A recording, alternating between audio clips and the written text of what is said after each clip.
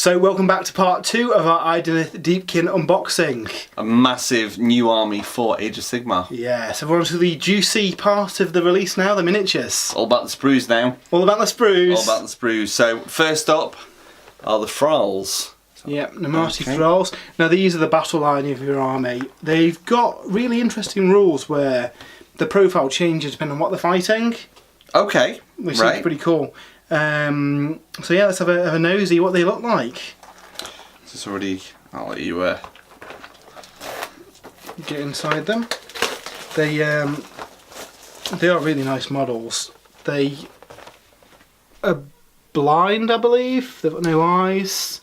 I guess certainly a good way if you're not very confident in painting eyes to just get a whole load of these guys. Definitely. Yeah, I mean they live down below the sea where it's dark, so you know maybe they use echolocation or something. I don't know. We've not had a full look at the fluff yet. So there it is. Looks like they've got quite a bit of variety on the sprue as well for what they look like. Yeah, they all seem to have quite slightly different poses. Yeah, they do. Which is really cool. A few female ones as well, which is cool. Different weapons. Yeah, they're really nice models. So we've got the rules on the back as well, which we've seen on most of the Sigmar stuff, which is nice. So I think the only downside to them are bravery of 6, which is quite low. But I think there's abilities and buffs that they can take, which can get them. Yeah, to bring their bravery up. Cool. So let's have a look at the actual kit, though, which are really nice. So many cool little details and. Yeah. I love this guy here, kind of holding a sword out. Is that a clam there? I think I can see a clam. Yeah, there's a clam there. Wow. There's so many random there's a bit of seaweed. This is going to be the first kit where we're getting excited by seaweed. And clams. And I think I saw a fish there as well. Yeah, this is. I wasn't going to do an Idoneth army, but just looking at there's fish on the sprues, Dave. There's fish on the sprues. There's another one. Winner. Absolute winner. Do you know, I really like the swords. I think they're really nicely detailed. They are really, really cool. And there's a variety of weapons as well. Rather than being all kind of looking the same with all the same weapon, I think every single weapon's unique on that sprue. It is, yeah. That's really cool. And then we've got a second sprue there. I don't think there's any. Oh, there's some sea life on that one. We'll look at that in a second. That's what we're looking for. We're looking for. See, there's a little bit of seaweed there. Yeah. I think we might need to do a compilation video here, Dave, of all the various bits the different on the sprues. Wow. But again, they are really, really nice models. And these are your basic infantry. Yeah. We've not even got to the characters and stuff yet. Lots of different heads as ever on recent Games Workshop kits. And yeah, that's cool. I think there's a little octopus as well. Is there? A little. Oh wow, that's cool. Little sea creature there. Zoom in on that.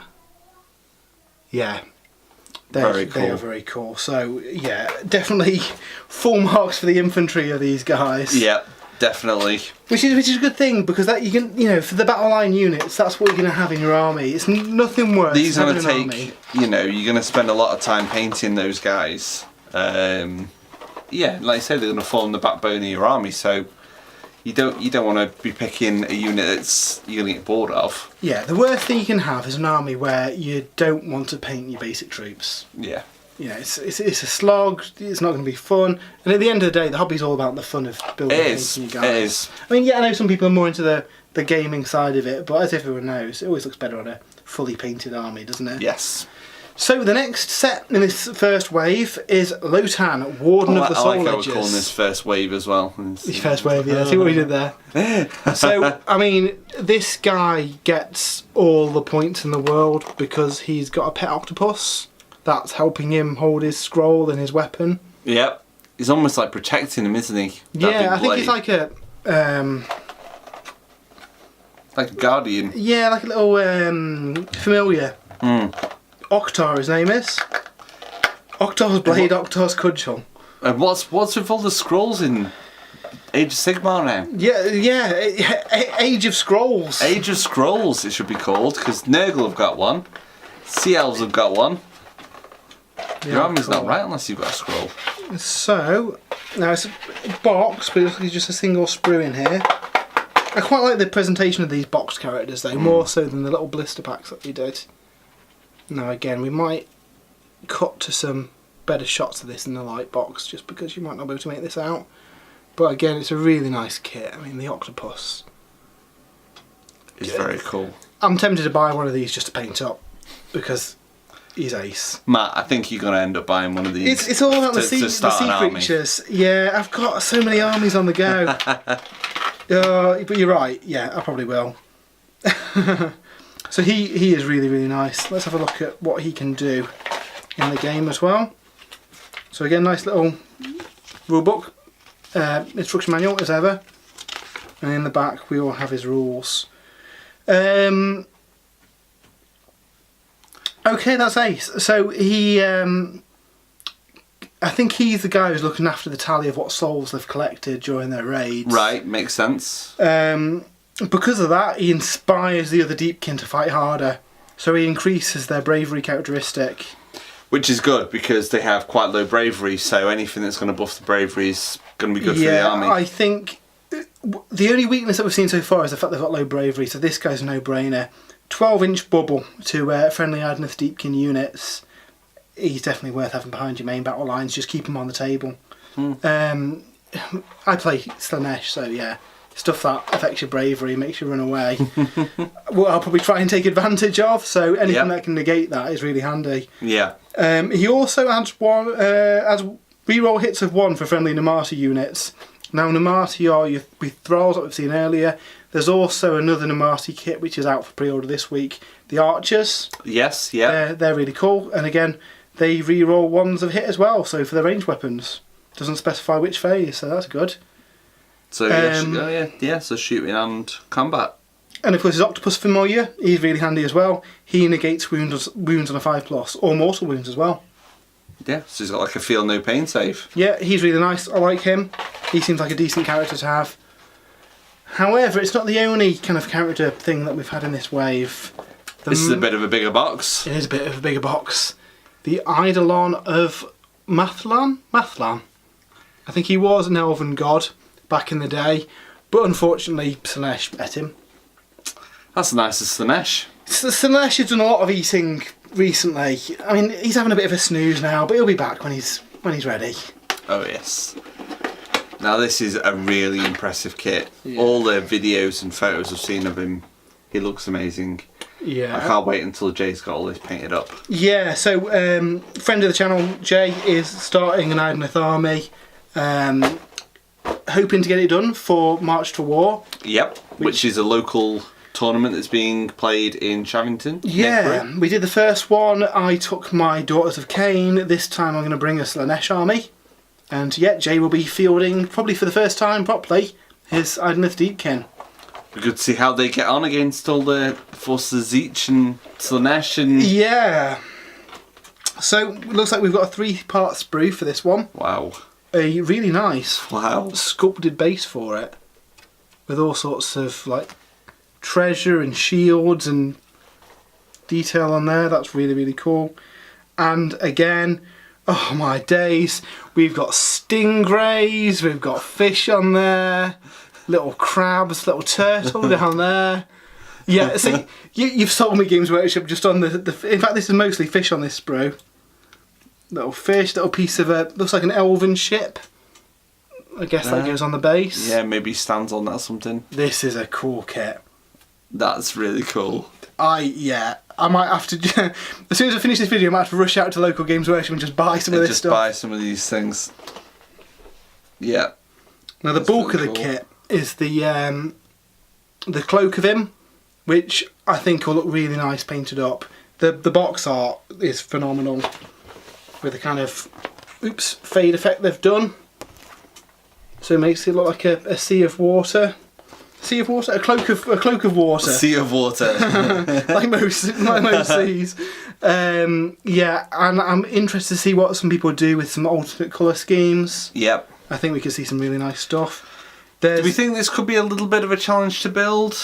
I think he might be a little bit more fragile than some kits, just because a lot of the weight's going to be supported by this big cloak. Yeah, which it doesn't look super thick, but I mean, there might be some structural integrity that we haven't seen in there that gets built in. Also on this sprue, we have more fish. It's all about the fish. Yeah, they are really cool. There's loads of fish. So this guy's got two builds. The aspect of the sea and the aspect of the storm. One's a fighty build, one's a kind of spellcaster. And again, as ever, nice, clear, new style Games Workshop instructions. We've said it a couple of times on this channel, but the instructions have come on a long way. Yeah, from where they were.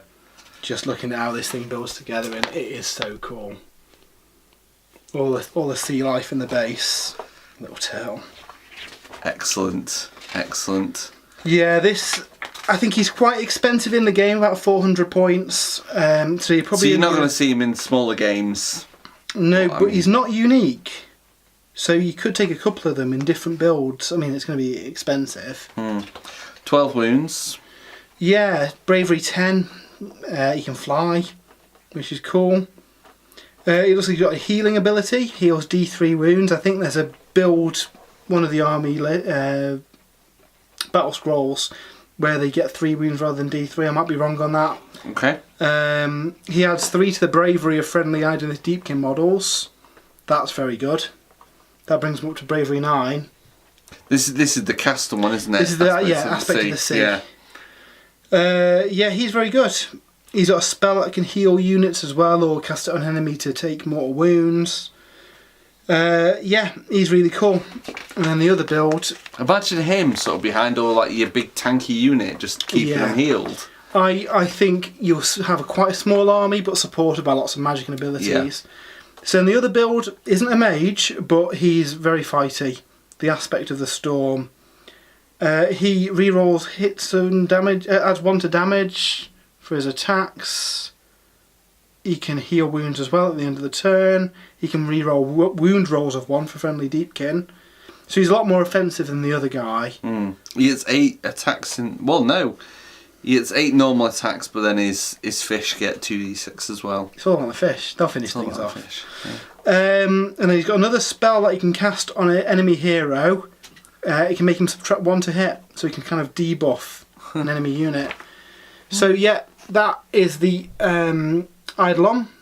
He is really, really cool. We don't know which variety Jay is going to build yet. I imagine he'll probably go for some kind of spellcaster variation, because he does like his wizards. Yeah. So that's all the new units out for the first wave, but not all the kits, because we have a brand new scenery kit. Now, even if you're not planning on a Deepkin army, this is going to look awesome on your board anyway. Yeah, I'm very tempted to pick one up myself. Dave's recently moved house and picked him one up for his gaming table. Thank you very much again. So it's my first Age of Sigmar terrain piece. So yeah, what a way to start. So yeah, it just looks awesome. It's quite a big box as well. It reminds me of the Dreadfleet ship.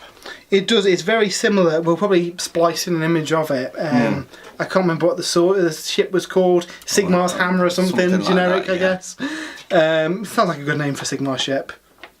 Okay, so let's have a look at the... Oh my days, there's a lot of sprues in here. Looks like there's 4 individual sprues making up the ship. And it's a fair size. So if you look, there's the kind of side profile of it, and it's pretty much the entirety of that sprue. And I think it comes in 2 pieces, so you're probably looking at what? Probably cover, I don't know, 12 inches on the battlefield and you've got them spread out. Yeah, you'd be happy to hear as well, Matt, that there are there are fish. Yeah, I've there's fish on that one as well. Okay, yeah, I'm just going to buy every kit that comes with them fish on it. There's the rear of the boat. A little bit smaller than the front half, but again, big size of scenery. Good for it's got rules for the Idoneth army. I think it debuffs nearby units. It adds abilities to the guys near it. But you could just take it to have as some scatter scenery. I'll just have to accidentally lose mine when I come to fight Jay's Deepkin. Yeah. That's what I'll have to do. I believe in the game as well, it doesn't actually cost any points. Oh, right. So it might be worth taking some if you are playing Deepkin. There must be a limit to that then, I guess. Yeah, we'll have to double check that, but Yeah. I think it'd be a no-brainer to bring some of these. What is that? Is that... Yeah, more fish. Wow. And then there's kind of like Sigmar detailing on the boat. And then we've got the base of the boat where all the various sea creatures are hiding, a few tentacles and stuff. So it's like that's the base, isn't it? And it all builds on top of that. Yeah, so this is a really, really nice scenery kit. I think possibly one of the best Sigmar scenery kits they've done. Yeah, I definitely. hope we see some more like army specific stuff. We saw the I can't remember the name of it now, the Nurgle tree. Yeah, we did. It would have been nice. I mean, we would have been nice to have some new trees for Sylvaneth. I know there's the old. Yeah, I mean they are still good kits, but yeah, I know what you mean. Just mix them up a bit. They look a little bit dated now compared to some of the more recent stuff. I mean, yeah, like you say, they're fine. But yeah, if we had more, maybe one piece of scenery per.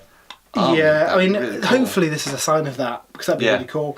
Did see on Warhammer TV when they demoed the Deepkin, they used some of the foliage off the recent Xenos forest scenery. I Okay. think you've got that yourself. Yes. And I think yep. the kind of leaf pieces they stuck together and used as coral. In fact, we've got a shot of that in the book.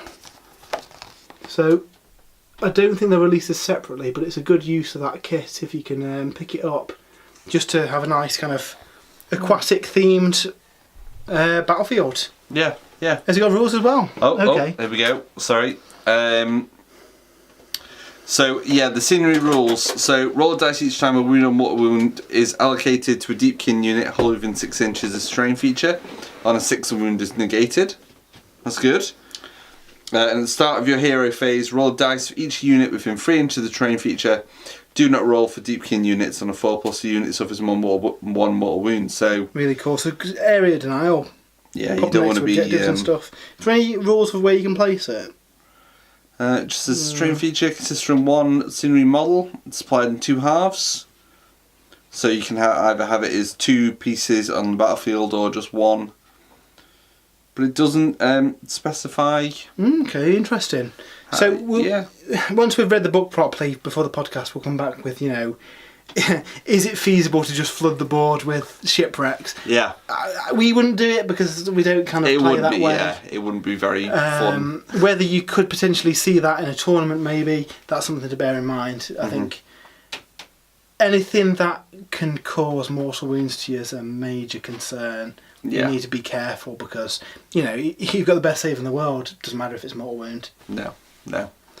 So so that is wave 1 of the Idoneth Deepkin. Beautiful kits. Very impressive. Yeah, I really liked them before seeing the actual sprues, but once I got my hands on them with all the little fish, it's all about the fish, Dave. It is. It's all about the fish. So we've got more kits coming over the coming weeks, and we'll be updating with more as they come out. Until then, stay tuned. We'll have the full podcast where we go into a full rundown of the whole book and all the kind of ins and outs of it. And if you have missed it, we also did a video on the book and the dice. So check that out on the channel as well. And we'll have lots more content coming soon. Yeah, until then, see you later. Bye.